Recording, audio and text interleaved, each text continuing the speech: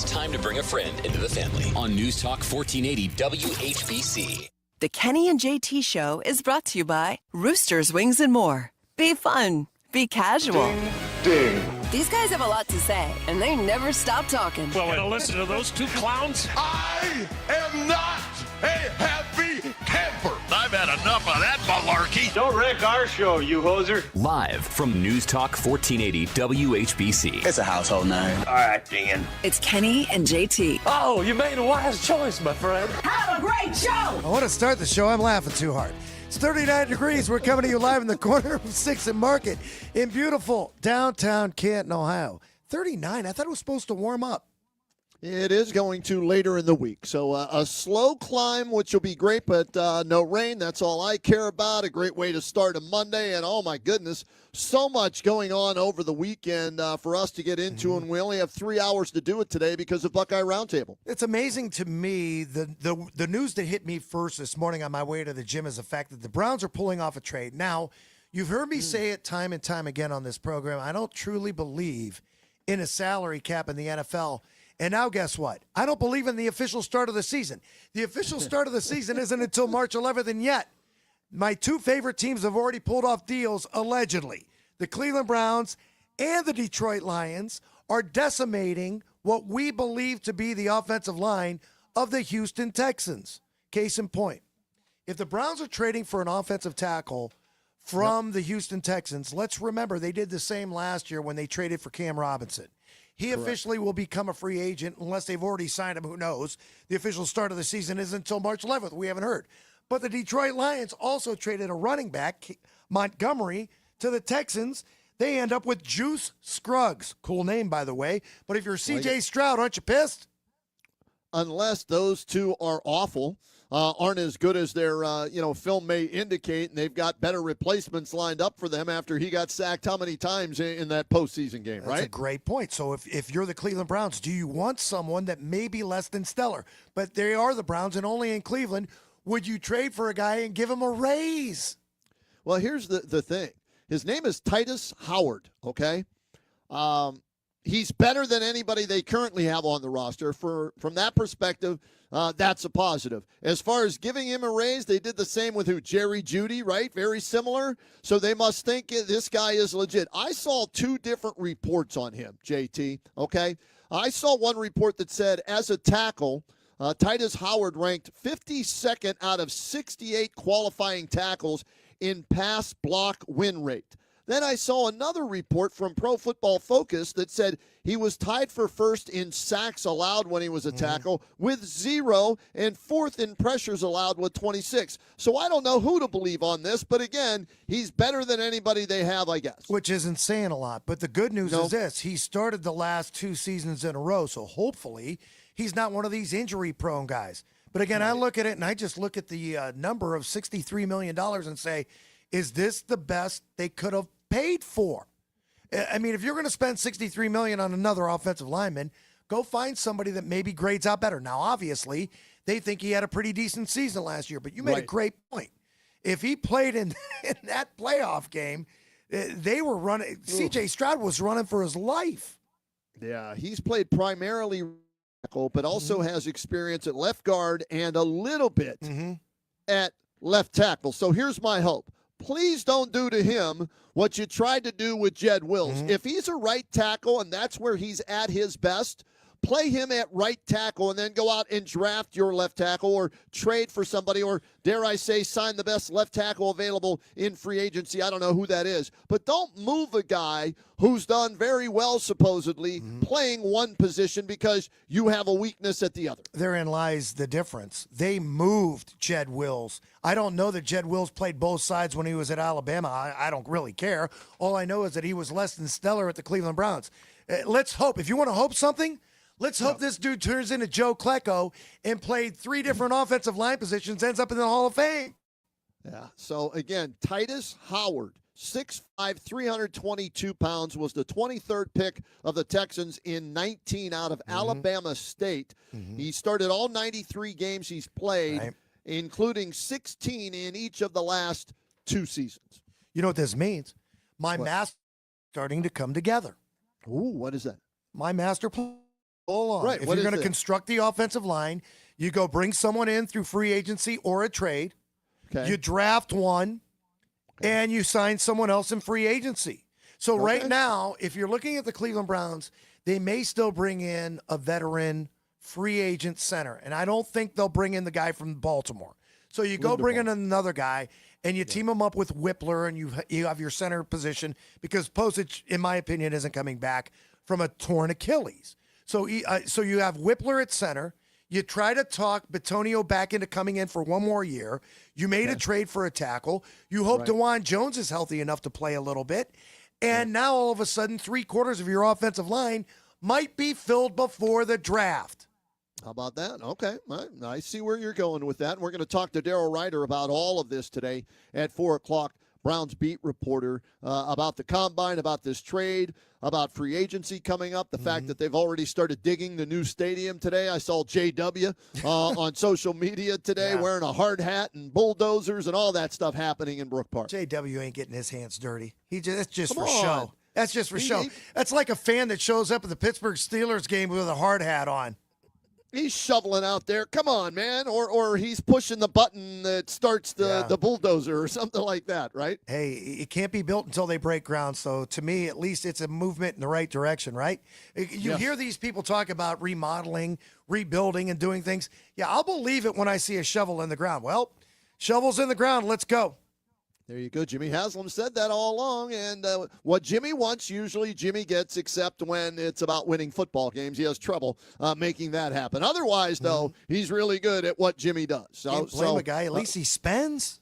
It's true, right? He may be a horrible NFL owner from, strategery, X's and O's, and hiring the right people, but he does spend money. If you could combine the Dolans and Haslam in one of the two sports, you'd have a championship contender every year, right? You'd have the deep pockets of Haslam and the front office of the pertains to the Cleveland Browns. I don't know about any of his other ownership groups or whatever, but as it pertains to the Cleveland Browns, obviously he's not a good judge of either character or talent. And you can take your pick because we know the character issues and guys that he's gotten that have, I should say, found themselves on the wrong side of the law, to be nice. But obviously, when it comes to talent, the talent evaluation hasn't been there. Can't blame a guy for spending, but you can blame him for spending not wisely. Yeah, but he doesn't have two players under investigation by the FBI for gambling, does he? No, he's got a guy that had 28, 29 accounts of whatever he did at massage parlors instead. But was never found guilty on any of those in a court of law, right? Settled them. I'm just saying he settled them out of court. Court so of public it didn't get to opinion court. counts.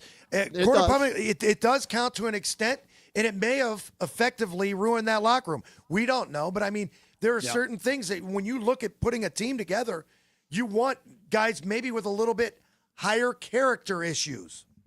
I don't disagree with you. I'm just saying both have had their issues with players and the law. So, and then there's the Cavaliers, right? Cavaliers finally got James Harden back yesterday after that broken phalanx. Did I say it right? Phalanx? Distant phalanx, whatever, thumb. He hurt his thumb, Charlie. You know, if right? you're going to get into that, let's just go right into if you missed it. All right. We'll talk Cavaliers, Buckeyes, everything. Hit it, Brian. Did you miss again? Here are the weekend headlines that you have missed. Well, we're going to start with the Buckeyes and the Cavaliers, both winners yesterday. Cavs blew a late fourth quarter lead and got jobbed in Detroit Friday night, losing in overtime 122 to 119. You watch that game? Yeah, they got jobbed, but they also blew it themselves with their decisions down the stretch. So I blame both the Cavs and the officials for that one. Bounced back yesterday afternoon and beat the Nets 106 to 102. It wasn't an easy task, but again, this team, just when you thought they were getting healthy, they're banged up again. And did you see what he had on his thumb, Charlie? Looked like one of those things that you wear when you're bartending so your thumb doesn't get wet. Yeah, it was all taped up, and he had trouble handling the ball in the first half, but James Harden came through almost double in leading them to a win. But again, JT, down the stretch, they almost blew it like the other day. That's concerning to me that they're struggling down the stretch. About 20 games remaining. Payback for the Pistons scheduled tomorrow night at 7 p.m. Buckeyes, on the other hand, beat number 8 Purdue yesterday in a thrilling, and they led almost the entire game, 82-74, winner at home. They beat the number 8 team. This is their second quad 1 victory.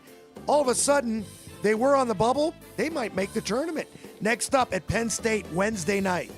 Now, they can't have this huge win and then have a letdown at Penn State, who usually plays Ohio State well at home. And you had faith in these guys yesterday. I told you I ain't wasting my time. I went and ran errands, but then you told me what the score was. Yeah. I started listening to the game on the radio when I was running errands. Maybe not a really fair assessment of the Buckeyes. They've been banged up all season long. When I had watched the games that were televised, less than stellar, and I looked at the offense early on in that game, I wasn't really blown away. But John Mobley is obviously the key to that team. If they're going to have any success at all shooting from the perimeter, he had over 20 points last night. It was a good win for the Buckeyes. So you're telling me Mobley and Mobley mean the most to both Ohio teams moving forward, huh? Could be. If you missed it, Darius Garland plans to make his Clippers debut tonight at Golden State. He missed the last 16 games and has only played in 26 games all season long. All right, what's the over-under on how many games he plays before he gets hurt again? What do you think? 4, 5, somewhere in that vicinity? They've got about 20 games remaining. Yeah. If he does play tonight, he's going to take the next game off anyway, isn't he? Load management, caution, whatever. We'll have to wait and see. Let's hope he stays healthy for his nice guy and everything. I wish him nothing but the best, but it's not our problem anymore. If you missed it, raking in almost $65 million at the box office in America alone this weekend. Scream 7, number 1 movie at the box office. Have you seen any of the Scream movies? I think I saw Scream 1 and 2, and I met the guy who plays the mask in Scream. So how about that? Is that kind of cool? Scream 1, 2. Neve Campbell's 72, isn't she? She's not 72. How old is she now? But if she's 72, she looks fantastic for 72. I don't think she's 72. What's, is Courtney Cox in this one too? I have no idea. I haven't seen it. I have to look it up. Yeah, Why would I check see that number out. 7 if I didn't see number 1? I don't know. See what I'm saying? You were bored? You missed it. Tyler Reddick won his 3rd straight race in NASCAR. Latest win drove him straight into the record books. Circuit of Americas on Sunday become the first Cup driver to win the first 3 races of a season. How about that? In the 77-year history of NASCAR, that had never been done, so he's the equivalent to Michael Jordan. He recorded a 3-peat just like Michael did back with the Bulls. Michael did it twice, and there you see, if you're watching on Facebook or YouTube, Michael is all smiles about his race team. The number 45 car finishing first again. You're driving that number 45 Toyota co-owned by Michael Jordan. The GOAT is the GOAT. Boogity, boogity, boogity. You missed it. The Guards split squad yesterday. They literally split. Beat the Rockies 8-3, lost to the D-backs 9-7. The good news, Chase DeLauder went yard in the winner. The 1-0, and he drives one to deep right field, and this ball is gone. And Chase DeLauder went Oppo with a double his first time up and jumped all over that pitch. A 98-mile-an-hour fastball and hit a cannon shot to right, and Cleveland's up 3-1. Take on the Rangers today, the World Baseball Classic. It's underway Wednesday. Spring training plays on. And by the way, before we get to our break here, it's a good thing you didn't fill out your brackets or maybe even placed a futures bet on the Wolverines and men's hoops. No, why is that? Friday, LJ Son, season-ending ACL injury Friday night for the Michigan Wolverines. He's their star point guard. Good player. Going to be tough for them to go through now. Wow, I like UConn. I made a wager today. I did a parlay. I did a UConn parlay. Right. UConn men winning, UConn women winning, and that's my pick for right now. We're like 2 weeks away yesterday from the Sunday selection show. Do you realize no team with more than 28 wins has ever missed the NCAA tournament? If Miami doesn't win the MAC tournament, they might finally get an at-large bid from the MAC. Wouldn't it be nice finally to have at least 2 teams from the MAC make the postseason tournament if they don't win it? Last time that happened was 1998/1999. So we'll see, because they have the worst schedule ranking of all the top teams that are either undefeated or ranked high. So I think they're going to have to win their conference in order to get in. I really They're do. a dangerous team. They're claiming that they tried to schedule tougher opponents. Nobody wanted to play them. They all came back for their 4th or 5th year at Miami. They're 29-0. Yeah, they are. But again, strength of schedule, 321. So Bruce Pearl, and we'll hear from him later, he doesn't think they're one of the top 25 teams. He's probably right. They play D3 teams. Yep. So, hey, it would be nice for them to win out and have an undefeated season, win the tournament, MAC tournament, and get in. But then they might get embarrassed in the first round. So Akron might be the best team in the MAC, though. So we'll see what happens. Going to be an interesting final 2 weeks of the season before we get ready for March Madness, and I can't wait for that tournament. Should be a good one because it seems like you talk about parity in leagues. That might be the most parodied league in sport in the country. What league? NCAA. Oh, you mean the whole all of it. NCAA, not just one of the conferences. Okay. Right now, and I'll read these off to you a little later. I did a deep dive on the top, 4 seeds for both the men and women, as well as the other seeds and where Ohio State fits in, both men and women. We'll share that with everybody a little bit later on. How's that? Got up to date. If you missed it, we'll get a break in right now. Start taking some phone calls as well. 330-450-1480. Monday edition of the Kenny and JT Show.